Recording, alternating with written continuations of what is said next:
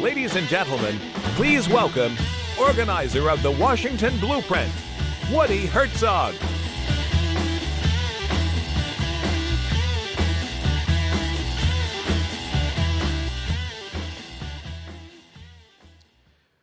I'm from Seattle.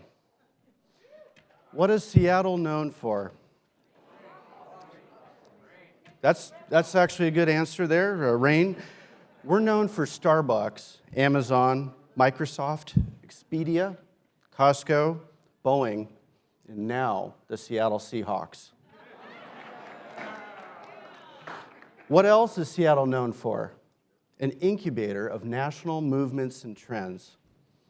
People think Washington State is deep blue, but it's not. It's purple. 3 years ago, I read the book called The Colorado Blueprint. Some of you may be familiar with it. It is about how 4 individuals put a plan together to change Colorado from red to blue. Now, I'm sure you're thinking now, why is Woody so excited about this? Well, because we can do that here.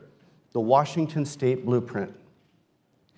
When looking at the immense task on how to turn Washington State red, John F. Kennedy had a quote, "The American by nature is optimistic.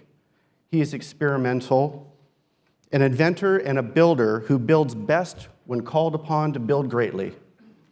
This is about the American dream, our dream, and how our dream is protected and how local activists can work together to turn a blue state purple. So how did we do this? First, we surrounded ourselves with people who have a deep understanding of the political process. By deep understanding, I mean immersed. For example, we knew we had to have the Karl Rove of Washington State on our team. But you also need people just as skilled in the areas as organization and structure. We needed an organization that runs efficiently, like a business. For example, the executive that ran the 757 program was a perfect fit, and he was on our team. Some of you know Dan Wood and Del Tingwall.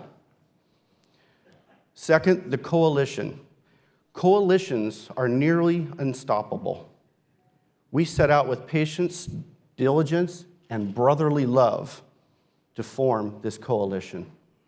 To name a few, the Washington State Dairy Federation, the Freedom Foundation, Tea Party Patriots, and local groups from all across the state, from Lewis and Clark Tea Party to the Renton, Kent, Covington Tea Party Patriots.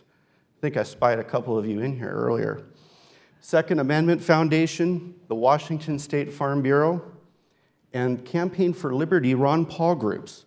All of us banded together to work hand in hand for the first time in 35 years with one common goal, the goal of changing the state Senate and House to fiscal conservative. We all agreed to leave our egos and our agendas at the door.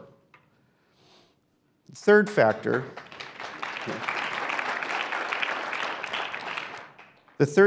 is targeting. Selecting the targeted districts to flip them is critical. We identified 7 districts that the conservative candidate lost every single election for the last 35 years, but with 48 to 49% of the vote. In some cases, a spread of 400 to 800 votes for 35 years. Now, what do you do once you have your districts? You must make sure your candidate can win. Do they have a campaign manager? Do they have a written campaign plan? Have they taken a selfie with their iPhone for the voter's guide? The voter's guide can look sketchy. You know, make sure the guy's not a moron. As election season started, we put the plan into motion. Some of you flew in from Alabama, Georgia, Mississippi, Tennessee to walk with us. That made a huge difference and was very special to us that you all flew in.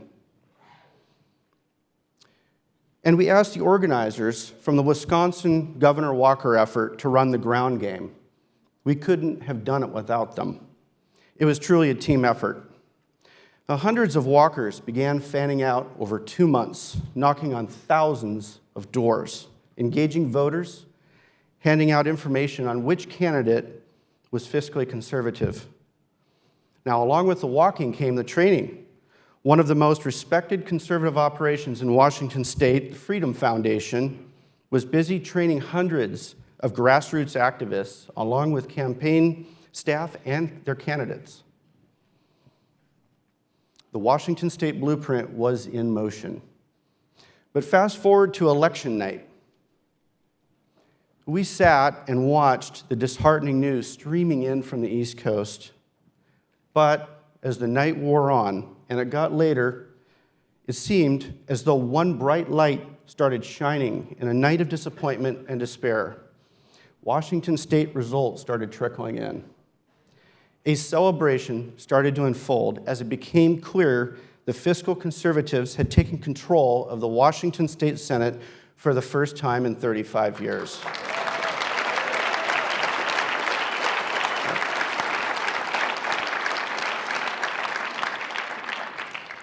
One first step at moving Washington from blue to red, and one step closer to spreading this to all 50 states. This can't be just about one state. It's about our country. This is how we finish the story, the fight for freedom and fiscal responsibility. The American dream. This project, this machine is capable of running in all 50 states, targeting everything from city councils, local races in red states, to purple and even blue states. The next chapter is now ready to be written. The blueprint is ready.